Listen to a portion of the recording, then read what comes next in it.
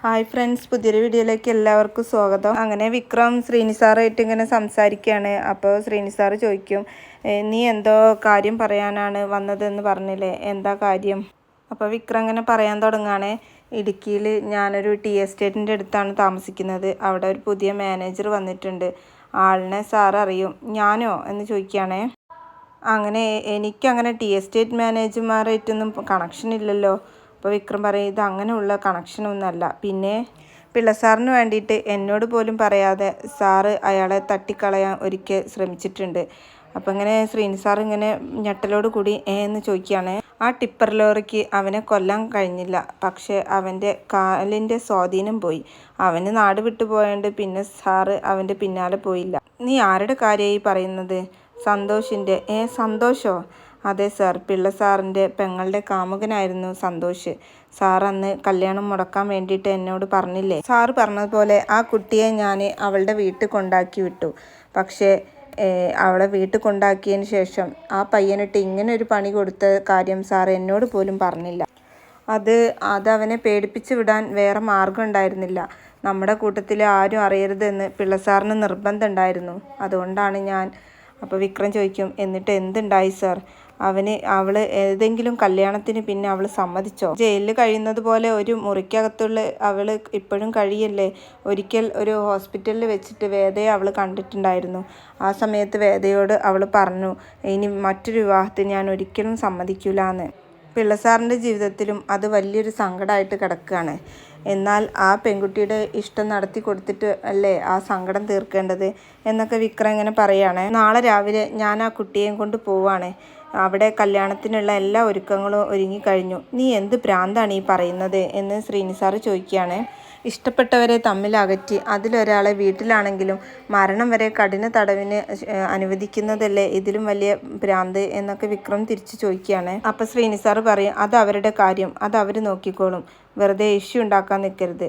അപ്പോൾ വിക്രം പറയും, ഞാനായിട്ട് ഉണ്ടാക്കിയ ഇഷ്യൂ ഞാനായിട്ട് തന്നെ പരിഹരിക്കുകയാണ് സാർ. സ്നേഹിക്കുന്നവർ തമ്മിൽ അകരുന്നത് എത്രമാത്രം പെയിൻഫുൾ ആണെന്ന് മനസ്സിലാക്കിയത് കൊണ്ടാണ് സാർ. ഞാൻ ആ കുട്ടിയായിട്ട് സംസാരിച്ചു കഴിഞ്ഞു. നാളെ അവൾ ഇറങ്ങി വരും. അന്നേരം ശ്രീനിസാർ ചോദിക്കും, എല്ലാം തീരുമാനിച്ചുറപ്പിച്ചിട്ട് പിന്നെ എന്നെ അറിയിക്കാൻ വന്നതാണോ നീ ഇങ്ങനൊന്നും ആയിരുന്നില്ലല്ലോ വിക്രം. എന്നോട് ചോദിക്കാതെ ഒരു കാര്യവും നീ തീരുമാനിക്കലില്ലല്ലോ. ഞാൻ മുന്നേ പറഞ്ഞിരുന്നെങ്കിൽ സാർ ഒരിക്കലും ഇതിന് സമ്മതിക്കില്ലായിരുന്നു. അപ്പോൾ എനിക്ക് സാറിനെ ധിക്കരിക്കേണ്ടി വരും. അത് ഒഴിവാക്കാൻ വേണ്ടിയിട്ടാണ് ഞാൻ മുന്നേ എല്ലാം തീരുമാനിച്ചുറപ്പിച്ചതിന് ശേഷം സാറിനെ കാണാൻ വന്നത്. എന്നിട്ട് വിക്രം പറയും, സാർ ഇക്കാര്യത്തിൽ സഹായിക്കണമെന്നൊന്നും ഞാൻ പറയണില്ല, പക്ഷെ ഉപദ്രവിക്കരുത്. ഇത്രയും കാലം ഞാൻ സാറിൻ്റെ അടുത്ത് ഒന്നും ആവശ്യപ്പെട്ടിട്ടില്ല, പക്ഷേ ഈ ഒരു അപേക്ഷ സാറ് സ്വീകരിക്കണം. അങ്ങനെയൊക്കെ സംസാരിച്ചിട്ട് വിക്രം പെട്ടെന്ന് ശ്രീനിസാറിൻ്റെ കാലിൽ വീഴാണ് കേട്ടോ. അപ്പോൾ ശ്രീനിസാറിന് പെട്ടെന്ന് വല്ലാണ്ടാവും. ശ്രീനിസാർ പറയും, ഹേയ് എന്താന്ന് പറഞ്ഞിട്ട് വിക്രം അവിടുന്ന് പെട്ടെന്ന് തന്നെ സാറിൻ്റെ മുഖത്ത് നോക്കാതെ ഇറങ്ങി പോവാണ്. അങ്ങനെ വിക്രം പോയതിൻ്റെ ശേഷം സാറ് പിന്നെ കുറച്ച് സമയം ഇങ്ങനെ ആലോചിച്ച് തന്നെ ഇരിക്കുന്നതാണ് കേട്ടോ കാണുന്നത്. പിന്നെ കാണിക്കുന്നത് വിക്രം ശ്രീലക്ഷ്മിയുടെ വീടിൻ്റെ മുന്നിൽ ജീപ്പുമായിട്ട് വരികയാണ്. ശ്രീലക്ഷ്മി ആണെങ്കിലോ അകത്തിരുന്നിട്ട് ആകെ വെപ്രാളം പിടിച്ച് അവളൊക്കെ റെഡിയായി ബാഗൊക്കെ പാക്ക് ചെയ്ത് ഇരിക്കുകയാണ്. വിക്രമിൻ്റെ വിളിയും കാത്ത് വെയിറ്റ് ചെയ്ത് ഇങ്ങനെ നിൽക്കുകയാണ്.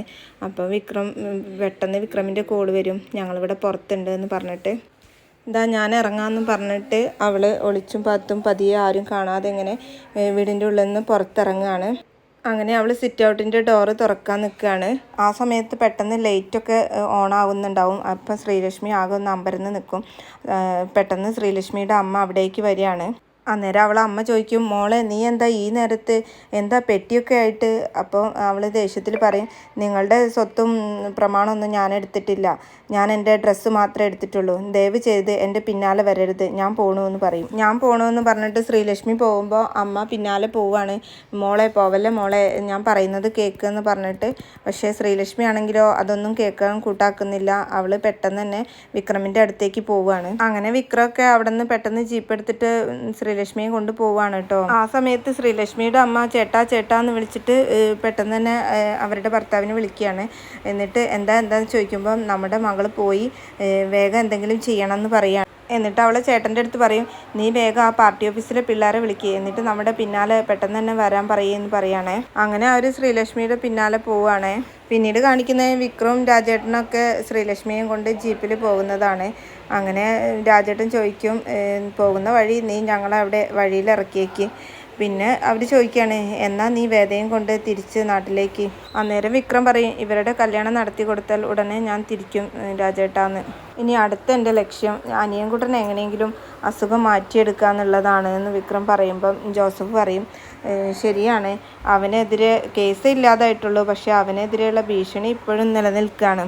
അങ്ങനെ അവർ സംസാരിച്ച് പോകുന്നതിൻ്റെ ഇടയിൽ അവരെ ഒരു കാർ ഇങ്ങനെ ഫോളോ ചെയ്യുന്നത് ജോസഫ് ശ്രദ്ധിക്കുകയാണ്. അപ്പോൾ ജോസഫ് വിക്രമിൻ്റെ അടുത്ത് പറയും, വിക്രം, നമ്മളെ ആരോ ഫോളോ ചെയ്യുന്നുണ്ട് എന്ന്. പിന്നെ ആ കാറിൽ നിന്ന് ഒരാൾ ഫോൺ എടുത്തിട്ട് സംസാരിക്കുന്നുണ്ട്, ഞങ്ങൾ അവരുടെ പിന്നാലെ തന്നെ ഉണ്ട്, നമുക്ക് അവരെ ചേസ് ചെയ്ത് പിടിക്കാം എന്നൊക്കെ ഫോണിൽ കൂടെ അങ്ങനെ പറയുന്നുണ്ട്. ജോസഫ് വീണ്ടും വിക്രമിൻ്റെ അടുത്ത് പറയും, എടാ അവർ നമ്മുടെ പിന്നാലെ തന്നെയാണ്. അപ്പോൾ വിക്രം പറയും, ഈ ഒരു കാര്യത്തിന് ഇറങ്ങുമ്പം ഇങ്ങനെയുള്ള സാഹചര്യങ്ങളൊക്കെ നമ്മൾ പ്രതീക്ഷിക്കണ്ടേ?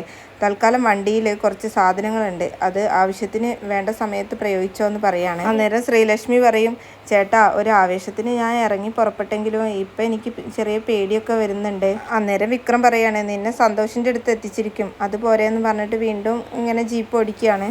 പെട്ടെന്ന് രണ്ട് ഭാഗത്തുനിന്നും വിക്രമിനെ ബ്ലോക്ക് ആക്കുകയാണ് അവരുടെ ടീം. അന്നേരം വിക്രം പറയാണ്, ജോസഫേ, ഇതൊരു പണിമൂടാണല്ലോ, തൽക്കാലം നീ ഇറങ്ങ്. അങ്ങനെ പറഞ്ഞിട്ട് വിക്രം പെട്ടെന്ന് ജീപ്പിൽ നിന്ന് ഇറങ്ങുകയാണ്. പിന്നാലെ ജോസഫും രാജേട്ടനൊക്കെ കത്തിയും പിടിച്ചിട്ട് അവരും പിന്നാലെ ഇറങ്ങുക. പിന്നീട് അവരായിട്ട് അടിപിടി കൂടുന്ന സീനാണ് കേട്ടോ കാണിക്കുന്നത്. അങ്ങനെ അവരെല്ലാവരും കൂടെ ചേർന്നിട്ട് വിക്രമിനെ രാജേട്ടനെയൊക്കെ പിടിച്ചു വയ്ക്കുകയാണ്. പെട്ടെന്ന് അവിടേക്ക് ശ്രീനിസാറ് കടന്നു വരികയാണ്. ശ്രീനിസാറിനെ കണ്ടിട്ട് വിക്രം ആകെ അന്തം വിട്ട് നിൽക്കുകയാണ്. എന്നിട്ട് ശ്രീനിസാർ പറയാണ്, വിടാനല്ലേ പറഞ്ഞത് എന്ന് പറഞ്ഞിട്ട് അവരോട് വിടാൻ പറയാണ്. എന്നിട്ട് വിക്രമിൻ്റെ അടുത്തേക്ക് വന്നിട്ട് പറയും, നീ പോയതിന് ശേഷം ഞാൻ ഒരുപാട് ആലോചിച്ചു വിക്രം, നിൻ്റെ ജീവിതത്തിലെ ഈ പ്രശ്നങ്ങൾക്കൊക്കെ കാരണം പിള്ളസാർ അന്ന് നൽകിയ നിർദ്ദേശം നീ പാലിച്ചതുകൊണ്ടാണ് എന്നൊക്കെ ശ്രീനിസാർ പറയാണ്. ആ പ്രശ്നങ്ങളൊക്കെ അവസാനിപ്പിക്കാൻ ഇങ്ങനെ ഒരു പ്രായശ്ചിത്തം ചെയ്തേ മതിയാവുമെന്ന് നിനക്ക് തോന്നുന്നുണ്ടെങ്കിൽ നിൻ്റെ കൂടെ നിൽക്കാൻ ഞാൻ തയ്യാറാണ് എന്ന് പറയാൻ കേട്ടോ. തെറ്റുകൾ ഞാൻ ഒരുപാട് ചെയ്തിട്ടുണ്ട്, അതിലെനിക്കൊരു കുറ്റബോധവും തോന്നിയിട്ടില്ല. പക്ഷേ ഇതിൽ മാത്രം ആ കുട്ടിയോട് ഞാൻ ചെയ്തത് ഇത്തിരി കൂടിപ്പോയി എന്നിട്ട് തോന്നല്. നീ തിരുത്തുമ്പം ഞാനും ആ തിരുത്തലിൻ്റെ കൂടെ ഉണ്ടാവണ്ടടാ. എന്നിട്ട് പറയും, വന്നവരൊക്കെ ആ വഴി തിരിച്ചു പോയിക്കൊള്ളണം. പിള്ളസാറിനോട് എന്താ പറയേണ്ടതെന്ന് എനിക്കറിയാം, ഞാൻ പറഞ്ഞോളാം. വിക്രമിന് അത് കേട്ടപ്പോൾ ഒരുപാട് സന്തോഷമാണ് കേട്ടോ. അതിനുശേഷം അവിടെ കൂടി നിന്നവരോടൊക്കെ ശ്രീനിസാർ പറയണേ, എത്രയും പെട്ടെന്ന് ഇവിടുന്ന് സ്ഥലം വിട്ടോ എന്ന് പറഞ്ഞിട്ട് അവരെ ഓടിക്കുകയാണ് കേട്ടോ. വിക്രമാണെങ്കിൽ സന്തോഷം കൊണ്ട് ശ്രീനിസാറിനെ കെട്ടിപ്പിടിക്കുകയാണ് കേട്ടോ. ആ സമയത്ത് ശ്രീലക്ഷ്മി ഇറങ്ങി വരും, ശ്രീനിമാമ എന്നും പറഞ്ഞിട്ട്. ശ്രീലക്ഷ്മി ഇറങ്ങി വരുമ്പം മോളെ ശ്രീലക്ഷ്മി എന്ന് പറഞ്ഞിട്ട് ശ്രീലക്ഷ്മീനെ ഇങ്ങനെ ചേർത്ത് പിടിക്കുകയാണ്. അങ്ങനെ വേഗം പൊയ്ക്കോളാൻ പറഞ്ഞിട്ട് അവർ രണ്ടുപേരും പറഞ്ഞയക്കുകയാണ്. അങ്ങനെ അവർ പെട്ടെന്ന് ഇടുക്കിയിൽ എത്തുന്നുണ്ട്. ഇടുക്കിയിലെത്തി പിന്നെ വണ്ടിയിൽ നിന്ന് ഇറങ്ങുമ്പോൾ തന്നെ ശ്രീലക്ഷ്മി സന്തോഷിനെയാണ് തിരയുന്നത്. അവളിങ്ങനെ ചുറ്റും നോക്കുകയാണ്. ജീപ്പിൽ ശ്രീലക്ഷ്മി വന്നിറങ്ങുന്നത് കണ്ട് വേദ പുറത്തേക്ക് വരികയാണ്. വേദയ്ക്കാണെങ്കിൽ ശ്രീലക്ഷ്മിയെ കണ്ടപ്പോൾ ഒരുപാട് സന്തോഷമാവാണ്. അങ്ങനെ ശ്രീലക്ഷ്മിയെ കെട്ടിപ്പിടിക്കുകയാണ്. ആ സമയത്ത് വിക്രമിൻ്റെ കയ്യിൽ അവൾക്ക് നാളെ ഉടുക്കാനുള്ള സാരിയൊക്കെ ഉണ്ടായിരിക്കും. അപ്പോൾ വേദയുടെ കയ്യിൽ കൊടുത്തിട്ട് പറയും, എന്താ സാരിയൊക്കെ മേടിച്ചിട്ടുണ്ടെന്ന്. അപ്പോൾ വേദ പറയും, അവിടെ അടുത്ത് ഒരു ടൈലറുണ്ട്, ഒരു ചേച്ചിയുണ്ട്, അവരുടെ കയ്യിൽ കൊടുത്തിട്ട് നാളെ തന്നെ ഇത് തയ്പ്പിച്ച് വാങ്ങാമെന്നൊക്കെ പറയാണ്. സന്തോഷേട്ടൻ എവിടെയെന്ന് ശ്രീലക്ഷ്മി ചോദിക്കുമ്പോൾ വേദ പറയും, സന്തോഷിനെ കാണാമെന്ന് പറയാണ്. അപ്പോൾ വിക്രം പറയാണ്, നിങ്ങളുടെ ഒരു ജീവിതം ഇല്ലാതായത് ഒരു അമ്പലമുറ്റത്ത് വെച്ചിട്ടല്ലേ, അപ്പോൾ വീണ്ടും ആ അമ്പലമുറ്റത്ത് വെച്ചിട്ട് തന്നെ വീണ്ടും നിങ്ങൾ തമ്മിൽ കണ്ടുമുട്ടിയാൽ മതി, നാളെ നമുക്ക് അവിടെ വെച്ചിട്ട് കാണാമെന്നൊക്കെ പറയാണ്. അത് കേൾക്കുമ്പോൾ ശ്രീലക്ഷ്മിക്ക് ഒരുപാട് സന്തോഷമാവാണ്. പിന്നെ കാണിക്കുന്നത് ശ്രീകാന്തിനെ ജോബി വിളിക്കുകയാണ് കേട്ടോ. എന്നിട്ട് ജോബി പറയും, ഞാൻ ഇന്ന സ്ഥലത്തുണ്ട് എന്ന് പറയാണ്. എന്നിട്ട് ശ്രീകാന്തിനെ ഇങ്ങനെ കൈകാട്ടി വിളിക്കുകയാണ് കേട്ടോ ജോബി. അതോടുകൂടിയാണ് ഈ എപ്പിസോഡ് അവസാനിക്കുന്നത്. അപ്പോൾ ചാനൽ സബ്സ്ക്രൈബ് ചെയ്യാതെ കാണുന്ന ഏതെങ്കിലും കൂട്ടുകാരുണ്ടെങ്കിൽ ഒന്ന് സബ്സ്ക്രൈബ് ചെയ്ത് സപ്പോർട്ട് ചെയ്യണേ.